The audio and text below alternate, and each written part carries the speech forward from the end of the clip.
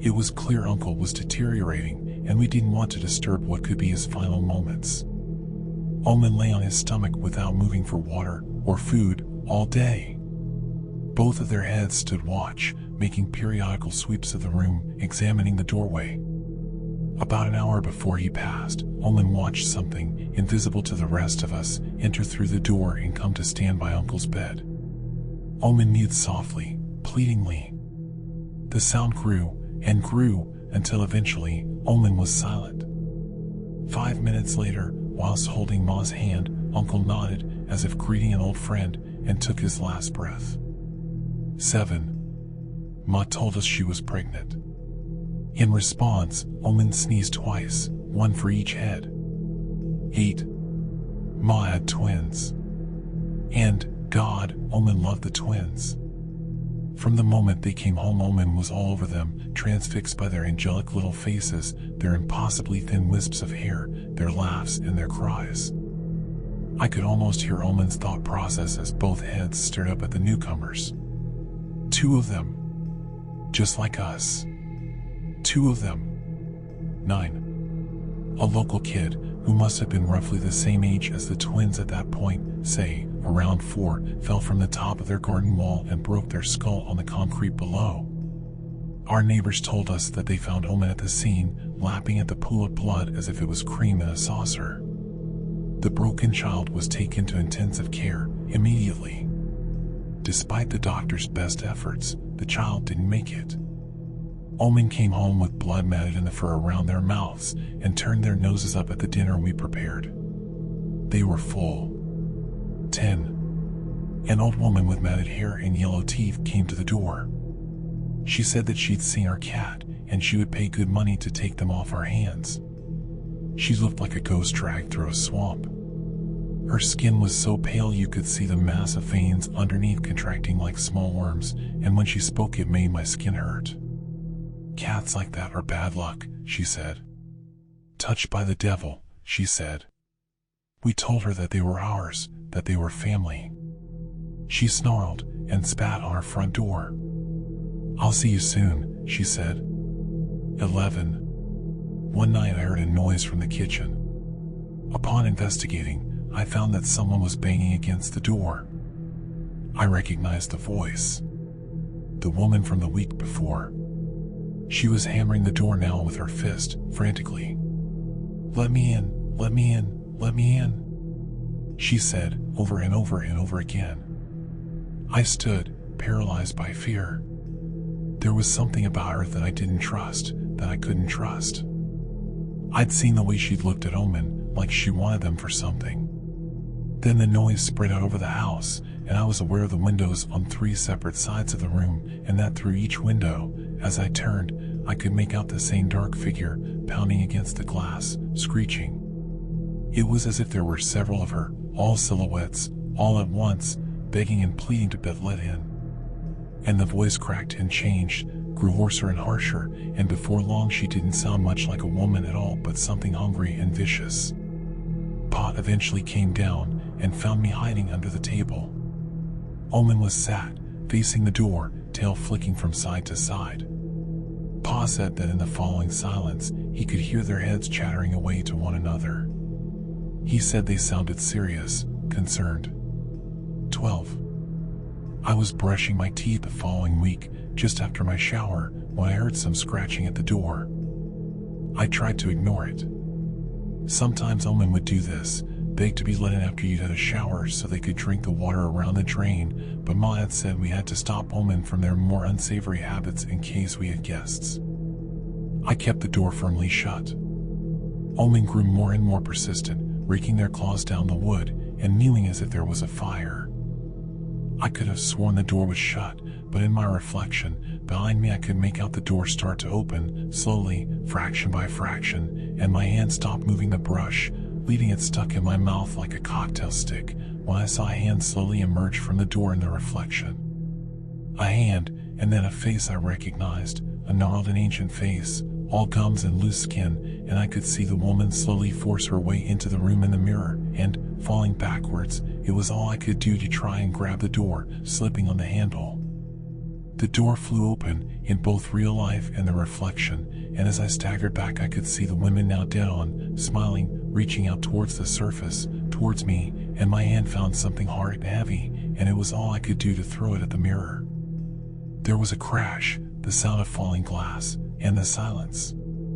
It took me a while to absorb my surroundings, for the adrenaline to wear off. I had thrown my alarm clock. A heavy, brass thing that was so loud it was impossible not to wake up. Omin was sat by the shattered clock, their two faces reflected endlessly in the dozens of mirror shards that covered the floor, blinking and preening themselves before stepping closer and pushing their forehead against mine. Just for a moment, I felt as if I'd touched something old and dark and so hot, and then Omin pulled away and left me to clean up the mess. 13. The twins were followed home by a strange man in a long coat, with thin blonde hair that he'd very carefully slicked back over his otherwise bald head. He made lewd gestures at them, which they could repeat but not understand, and said words that made Ma blush. Ma said she'd found the man by our gate, staring into Omin's eyes, all four of them, without blinking. Said that she told the man she called the police, and that he should get off our property this instant, but the man stayed still. Wouldn't take his eyes off Omin. Spoke strange words to himself under his breath. Prayed. When the police came, some time later, the man was gone. 14. The strange man made local headlines, filling his pockets with rocks and throwing himself into the river. They said he'd finally lost it, that the weight of whatever he'd done had finally caught up to him. But I knew something had happened that day. Omin had shown the man something in that moment, shown the man something so real and terrifying he had no choice but to drown himself. And, as if to confirm my suspicions, Omin coughed up a wet, blonde hairball. 15. Omin discovered catnip and spent 3 days in a daze, like some sort of feline junkie, until Ma caught them staring at their own reflection. Embarrassed, Omin quit their newfound habit there and then. 16. Omin brought in the top half of a squirrel whilst we were watching TV. The twins laughed. Pa said, "Looks familiar." Ma said she felt something a little like deja vu. Try as we might, we couldn't place it. 17. Omin was sick in the night, and when we took them to the vet she showed us her tattoo of a two-headed cat. "It's just like yours. I've never seen a real one," she said, feigning surprise. But the look she shared with Omin made me think otherwise. 18. Omin spent their last 5 nights with each one of us. First Pa, then Ma, then the twins for 1 night each, and last of all, me. They slept by my side, purring like kindling whenever I tickled one of their chins. We both knew that their time was nearly up. They were growing old, and what had once been muscle and fat had quickly become skin and bone. Their eyes were not as sharp and had developed a thin milky membrane. Sometimes one hand would wake the other, and they'd spend a while bickering before they realized they were talking to themselves. Before they passed, they made one last, slow circuit of the house, checking behind each door and under each bed, as if to say, to us and to the twins, "See, you're safe now." We buried Omin under their favorite tree, in a little wooden box we filled with shredded newspaper. Just above the box, to commemorate Omin, we planted a single orchid. We thought that every time we looked out and saw the flower we'd be reminded of our friend and protector. And it was a surprise to none of us when, a month later, we saw 2 green buds rising from the soil. I've been trying to leave my bathroom for the past 30 minutes. I can't leave my bathroom. About 30 minutes ago I got out of the shower and dried off, put on my PJs, opened the door and walked out, only to find myself back in my bathroom, staring at the closed door. I stopped and tried to rationalize what had just happened to me. I convinced myself that I had simply imagined that I had opened the door and stepped out, so I tried again. I pushed the door handle down, opened it, stepped out, and yet again found myself in my bathroom, standing in front of a closed door. This has happened every single time I've tried to leave. I keep my phone in the bathroom with me when I'm showering and I live alone, so I keep it with me just in case, for safety. The first thing I did was call my parents. My dad didn't pick up, but my mom did. I tried to explain the situation to her, but she couldn't seem to understand how I was trapped in my bathroom if the door could open. She seemed convinced that I must mean that my bathroom door's lock was broken and I was trapped inside. Regardless, she said that she would be over ASAP. She only lives a 15-minute drive away, so she should be here any moment. I'm sat leaning against my bathtub, looking out the open bathroom door into my landing. I opened it this time, but didn't try to step out. Everything looks normal. My bedroom door is closed just as I left it, the airing cupboard door closed as well, the stairs leading down to the hallway and the front door, all normal. The door's shut. I don't have any recollection of how it shut, when it shut, only that it must have happened in the last few seconds after I wrote that last paragraph. I've just reread that paragraph. It's proof that I'm not going crazy and imagining this. My mom just texted me to ask if I'm in the house. I said yes, of course I am. I'm trapped in the bathroom. That's the whole reason that I called you here. This is what she has sent. Mom, why aren't you saying anything? Me, what do you mean? Mom, are you even in there? Me, yes, I'm in here. Are you here? Mom, I'm outside the bathroom door. I've been calling your name. I don't understand. I can't hear anything through the door. I'm going to open it. I can see my landing, my stairs, my front door, but no, Mom. I tried to walk out, but it was fruitless. Back staring at the closed bathroom door. My mom tried the handle of the door from her side, but it won't open. She brought tools to unscrew the lock. She says she's doing it now, but I can't hear anything, and I can't see the handle moving. Okay, Mom texts me to say the lock is taken out, but the door still won't open on her side. She looked through the circular hole in the door where the lock was, but just saw my bathroom. Empty. There's no hole on my side of the door. The handle and lock are intact. I have no idea what's happening or how I can get out. After much convincing my mom that I am in fact in here, she said she is calling someone to possibly knock the door down. I'm worried that once they do that, they will find an empty bathroom, and yet I will still be here, trapped in my bathroom. There's no plug sockets in here, never mind my phone charger. My phone will die at some point.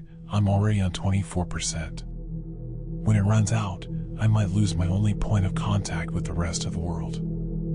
I don't know what to do. Mom's left now to get help. I'm sat wondering what I can do.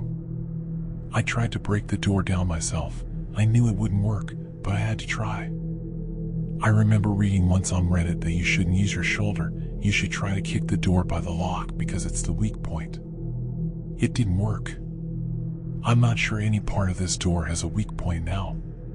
The window is small, and I'm not sure if I'd actually be able to fit out of it. Scratch that, the window won't open either. There are locks on the windows in my house. You can lock them with a little key, but I never received any when I moved in, so I've never been able to lock them. It's locked now though.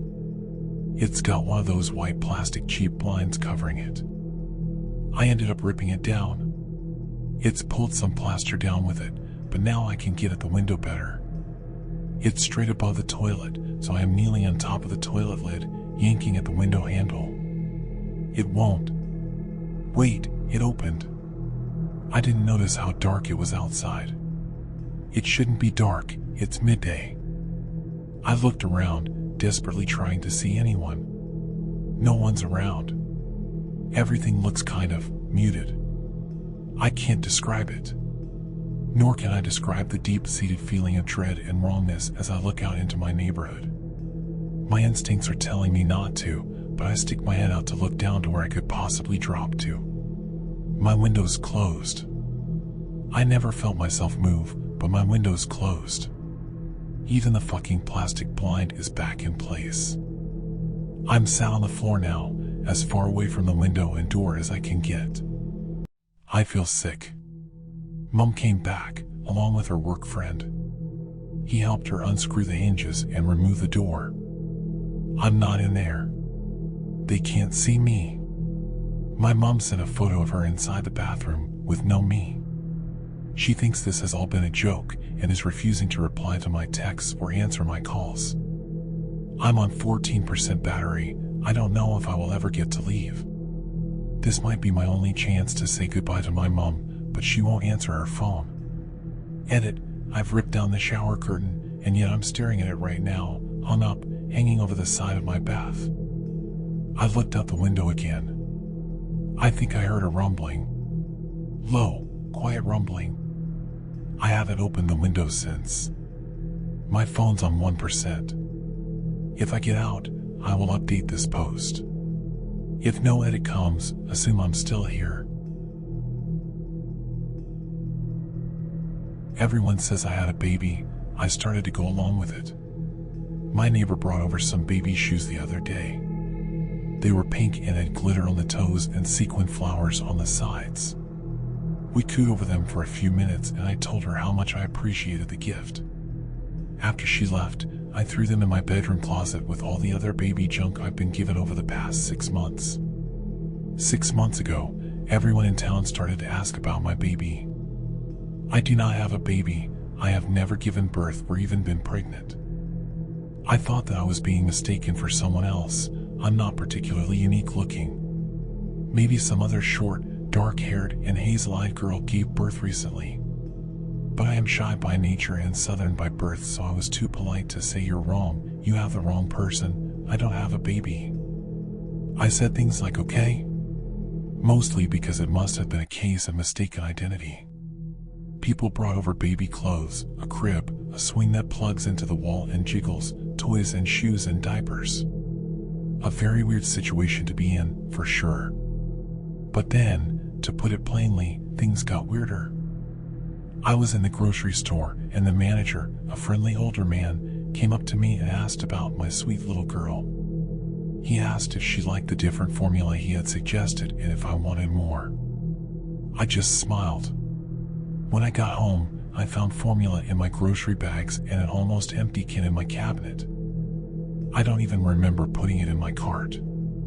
The thing is, everyone has been so nice to me, and the situation is just so odd that I started to go along with it. How's the little darling today? A neighbor would ask why I went to get the mail. She's wonderful. Sleeping through the night, I'd answer. Then a young woman that got coffee at the same place as me asked about a play date with her 9-month-old and my then 5-month-old. I sort of blew it off. Next time I saw her though, she talked about setting up another play date and how much fun our two darlings had. She showed me a picture on her phone. Aren't they just precious in this picture? Your little girl has the most beautiful blue eyes. Her dress really makes them pop. I'll text this to you. I looked at the picture and saw a chubby baby in a red shirt and blue shorts. It had dark hair and dark eyes. It was the only baby in the picture. I went home and opened my bedroom closet full of baby junk. I pulled out teddy bears and an unopened box with a changing table in it. I pulled out a shopping bag with new baby clothes. I dumped it out on my bed and looked through them. I found a light blue dress. A few weeks ago, I decided to call my mom. Hello? She answered. Mom? It's me, I said. Pearl, hi. How are you? I asked. We don't talk often. I'm good, we're all good out here. She paused then asked, and how are you two doing? Us, too? I asked hesitantly. Now don't act like that. I know I haven't been in touch much, but I do care about you and my grandbaby, she said sourly. I know, Mom. She's crying. I got to go, I lied. Give Holly my love, she said, and then hung up before I did. The funny thing is, Breakfast at Tiffany's has been my favorite book since I was a kid. I'd always thought Holly would be a great name for a kid I would eventually have. I went into my room to put my phone down after my short conversation with my mom. The changing table and the crib were neatly set up by the window. I didn't do that. I'm sure I didn't. I walked over to the crib and looked inside. Nothing was there. I walked over to the changing table, then took a step back before I bumped my shin against one of the legs, because I remembered that I had done that before. I looked down and saw a bruise on my shin. I know I hit it against the changing table, but I also know that they weren't in here before. I know it. How's Holly today? My neighbor across the street asked. We were both out grabbing our mail. She's good, happy as ever, I said. I heard her screaming up a storm when you came home last night. I'd be surprised if you were able to get her to bed at all. Once she lays down, it usually doesn't take too long, I replied. I went inside and looked through my mail. A bunch of junk, a few red envelopes. I put everything down on the kitchen counter and opened a cabinet to get out a cup. I heard some noises coming from my room. I paused and listened. I didn't hear anything for a minute, so I grabbed the cup and got some water from the sink. I heard something over the sound of the tap. Holly must be awake. I went into my room and looked down in the crib. Holly's stuffed elephant was in the crib. I reached down and picked it up. It was cute, no wonder someone got it for Holly. I put the elephant back down in the crib and brought the cup to my mouth to take a sip. I realized I was holding a baby bottle. Mom brain, I thought. Where did I put my cup down? But then I saw I was holding my cup. And I'm not a mom, what the fuck was I just thinking? I looked back over at the crib. Why do I still have this crap in my room? I kicked the crib. Then I kicked it again, then again until the wood began to splinter. I pushed the changing table over on its side. I opened my closet and shoved in the pieces of the crib and any other baby-related item I could find. I slammed the door closed. I can't keep this charade up, I decided. I can't go along with this nonsense anymore. I went to get coffee this morning. I was so tired. I felt like I hadn't slept all night. The barista smiled at me. Your kid keep you up? She asked. No, I said firmly. Her smile wavered. I sat down at a table to drink my coffee. Some woman walked up to me. She asked how I was doing, how my daughter was doing. I'm fine, I answered, and left it at that. She sat down at the table and in a hushed and concerned voice, she asked me if I was experiencing any depression. She said that new mothers often feel like this. I'm not a new mother, I said. A man came in and walked quickly up to the table. He bent down and whispered something in my ear. It didn't register at first. What? I asked. You left your kid in her car seat in your car, he said again. I jumped up and ran outside. I unlocked my car and opened the back seat. How could I be so stupid? How fucked up am I to leave my kid in the car? But nothing was there. No kid, no car seat. I drove home. I sat on my bed and looked through the pictures on my phone. I looked at the picture of the chubby kid in the red shirt. I stared at it. Where is she? Where is Holly? There's only one kid in this picture, but everyone else says that there are two. Chubbs and my little Holly, bright blue eyes, blue dress. She does look so pretty in that blue dress. I do have a bit more to write, but Holly just started to cry. I need to go check on her,